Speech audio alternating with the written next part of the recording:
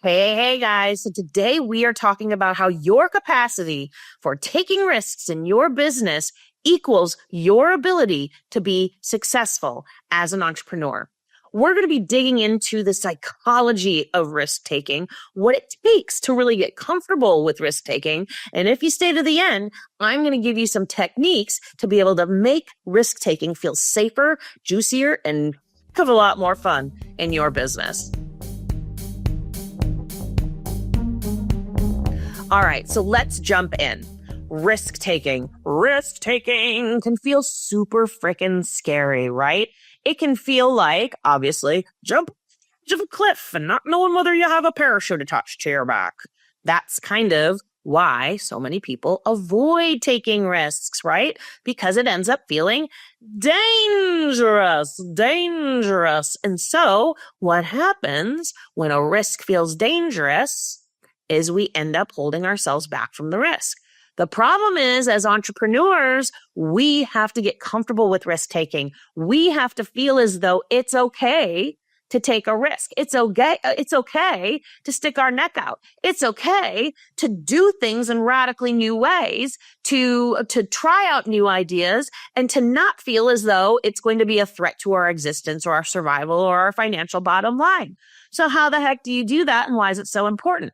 Well, your business basically hinges on risk taking because every single decision you make in your business falls on your back. Not sorry, but as an entrepreneur, it all comes down to you, right? So everything is a risk in, am I making the right decision? This means making decisions like price increases, new programs, new services, shifting or pivoting, rebranding, doing a new marketing strategy, making an investment decision, hiring new team members. These are all not just important strategic business decisions. These are actually neurobiological events and not just logical processes. I'm going to say that again. These are all neurobiological events and not just business processes. Your capacity to deal with risk, which directly relates to your ability to scale your business, scale your income, scale your degree of success, is directly related to your neurobiology and your nervous system.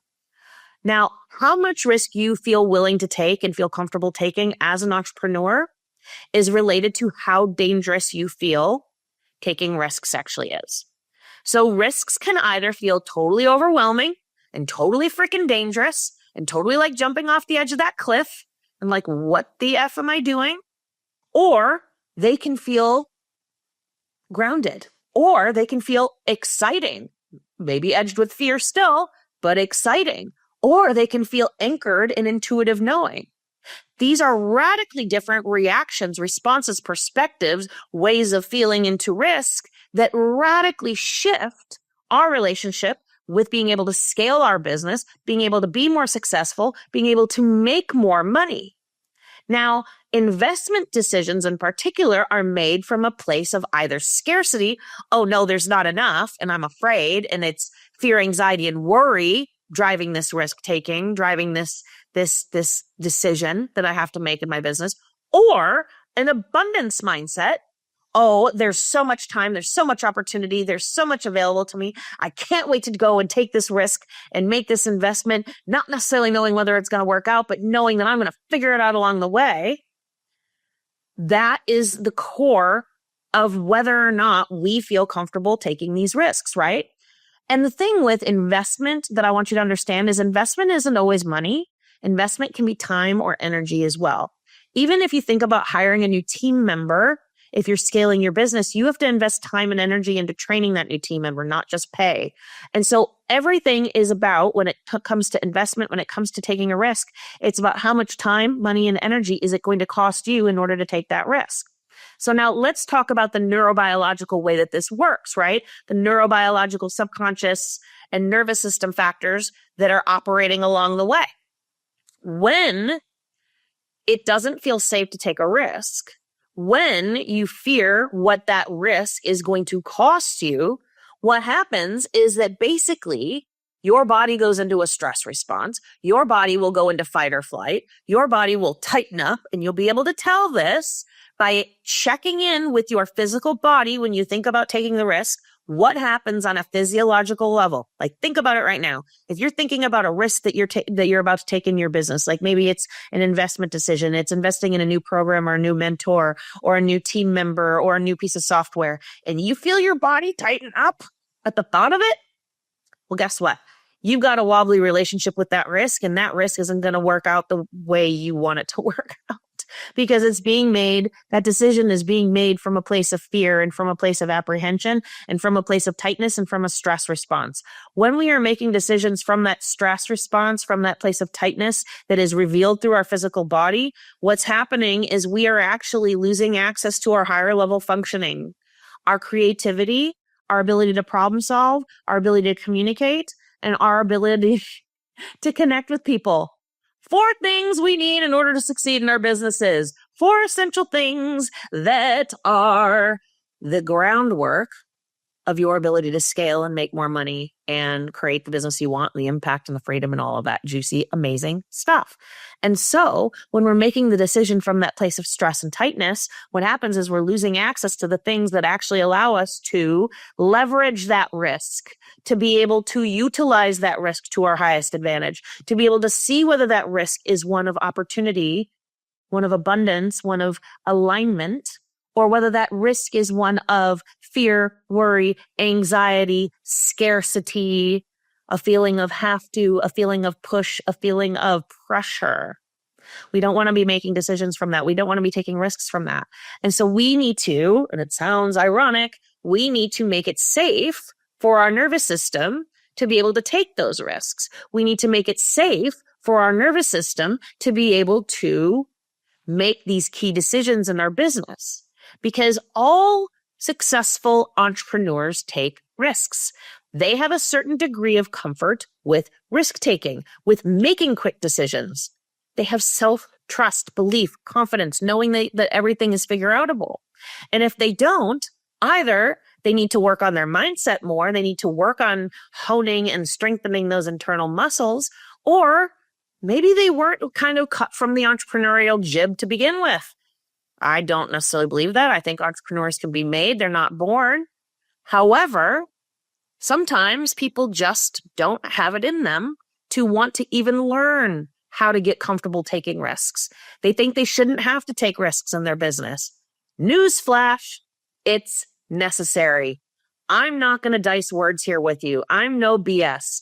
You have to learn to take risks. You have to learn to have guts and courage to be an entrepreneur. And chances are, as if you're listening to this, you have it in spades. You have so much of this within you. But if you're holding back from taking those risks that you know will shift the meter on your business, on your finances, on your bottom line, and you know that you're holding back and you don't know why, and you know that things aren't shifting, even though you think you're doing everything right, chances are there may be a wobbly relationship with risk because part of you doesn't trust yourself, doesn't feel as though you can trust your decisions, doesn't feel as though you can go out there and make these, take these risks because it's too scary, because part of you has written a story about what it means about you. And chances are that story was written upon past experiences, the way you saw your parents taking risks and it hammering down on them, being told that you shouldn't take risks, that you should play it safe, that you should go get a day job. All of the crap that you've been told and templated with your entire life, the traumas you've experienced, all of the garbage that tries to tell you that it's not safe to trust yourself in your decision making, which creates the template for you to be able to take the risks, which amplify and scale your business and allow your badass, true nature, your true diamond-esque nature to shine through, because you're no longer being controlled by all this crap from the past, right? This dysregulated nervous system, this chronic stress response because you're burnt out because the last time you took a risk, it didn't work out and you burned out and you had to quit your job because you got chronic fatigue syndrome or something, right? And so all of this stuff from the past, we have to shed that. We have to shift our mindset around it. We have to shift our psychological, neurobiological, nervous system relationship with it so that we are no longer controlled by it and we can step forth into the opportunity of self-trust, self-belief, and knowing that we can figure it out, which empowers us to take the risks with shift our business and shift our lives. And this is when everything changes. This is when our business becomes fun, because risk is no longer about we failed. Risk is no longer about somehow I've done something wrong because it didn't work out. Risk is more about I'm going to try this out and see if it works. Watch me. I'm going to go climb this tree. I don't know if I can get up there, but I'm going to give it a go. And it becomes more play, and it becomes more pleasurable, and it becomes more fun, and it becomes more like a game or like a grand experiment. So if you think back to your past and if you've ever heard things that have implanted the thought that it's not safe to take a risk, or it's not safe to make a financial investment or a time investment or an energy investment, things like you don't know what you're doing, you're not good with numbers, women aren't good with investing, or you have trauma around it due to your own bankruptcy, due to watching your parents struggle making money growing up, your mom was never at home because she was always working hard, and, you saw her, basically age 40 years and 3 years after your parents' divorce, whatever it might be. If you are sitting there and feeling into those experiences around risk taking, then it's time to work on releasing those things. It's time to allow those things to let go of your energy so that you are freed up to embody your true nature, which is belief, self-trust, and knowing that you have what it takes to take these risks and make these decisions and scale your business to the point that you want to take it to. So there are two different types of decisions that can be going on here. The first one is the regulated decision, the regulated risk. In the regulated decision and the regulated risk, that's what happens when you do the work and you let go of all that crap. This is when you're in genuine alignment with your values. This flows from this place of safety and connection. It feels expansive, grounded, and confident. And it's communicated with clarity and calm and conviction, confidence, and it attracts ideal clients who resonate with you and your approach. The second one is what we want to move away from. This is the dysregulated decision. This is triggered by stress, by perceived scarcity. It's driven by that fight or flight response. Oh no, I got to do them and got to protect myself. Hypervigilance. It feels tight, constricted, and anxiety producing. It's generated or followed by self-doubt, over-explaining, proving yourself, apologizing, and it creates inconsistent results, and it creates strained client decisions. So now let's jump into what are some steps you can take to begin shifting this. First one is always awareness. You need to become introspectively aware of what's going on inside of you, of your embodied knowledge that is existing in your body, embodied in your body, that is giving you feedback about where it is that this decision-making is coming from, where it is this risk-taking is coming from. Is it that regulated or dysregulated decision-making? The second one is actually regulating your state during the contemplation of risk. What that means is learn to regulate your nervous system so that you can take those financial, energetic, and time risks from a place that opens up all of the inner resources within you, that creativity, communication, connection, problem solving, all of that stuff. The third is understanding how to utilize your emotions to your advantage without getting overwhelmed by them or pulled under by them. You need to be able to feel those emotions, but not feel as though they're controlling you. The fourth is integrating all of these systems together so that they become your way of being. You become the person who is comfortable taking these risks, the empowered CEO who knows you can trust your decision making, and you live and breathe that in an embodied way instead of having to think through it all the time.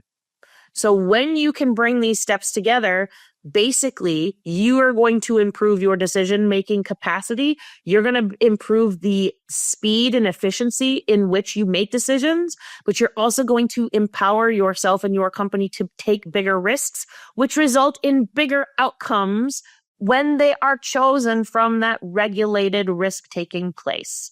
So this is all accomplished through that awareness, that nervous system regulation, breaking through all of those traumas and limiting beliefs and all that crap that you've learned from the past, feeling as though you can have an empowered relationship with your emotions and not get pulled under by them, and being the person who brings it all together. And all of those integrated systems come together into one new network, which empowers you to scale in a fun and pleasurable and amazing way. And this is what I help all of my clients achieve in all of my programs, whether we're working on your money mindset or whether we're working on your success and your ability to scale in your business. And this is so fun because what it means is that you get to be excited about those risks that you're taking instead of paralyzed by fear or holding yourself back out of the subconscious belief that somehow you can't handle it. Because let me assure you, you sure can.